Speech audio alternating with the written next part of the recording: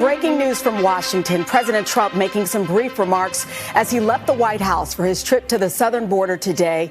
And he touched on both the violent siege at the U.S. Capitol and the mounting calls for his immediate removal from office. NBC's chief White House correspondent Kristen Welker joins us now. Kristen, what did he say?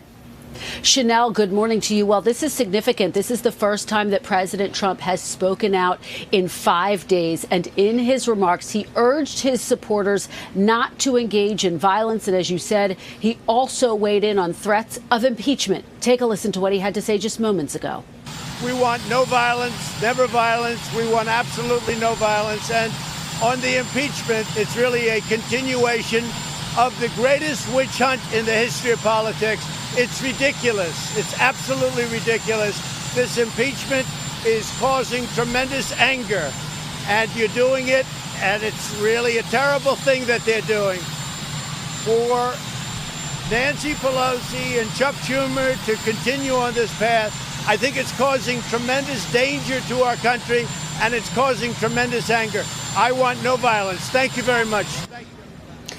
Chanel, it is worth noting that the president did not answer our shouted questions. We had a number of them. So let's take a look at what's going to happen today. Today, Democrats say they will deliver an ultimatum to Vice President Pence, invoke the 25th Amendment to remove the president from office by tomorrow, or they will begin impeachment proceedings. The vice president met with President Trump in the Oval Office. That happened on Monday evening.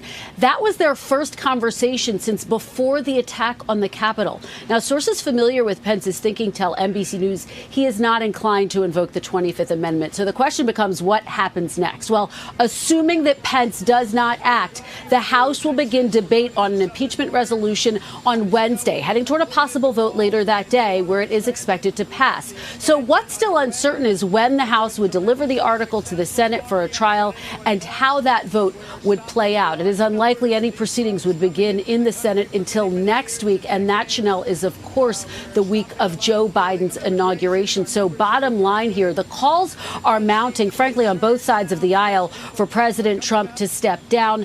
Democrats have broad support. There is not broad support among Republicans, with some of them quite concerned about a potential backlash. They also argue that it could slow down the levers of government into the new year. Joe Biden was asked about all of this, and he said he hoped that both things could happen at once, that there could be an impeachment trial in the Senate, and that the Senate would also move on his agenda and to confirm his nomination now. Hey, NBC News viewers, thanks for checking out our YouTube channel. Subscribe by clicking on that button down here and click on any of the videos over here to watch the latest interviews, show highlights, and digital exclusives. Thanks for watching.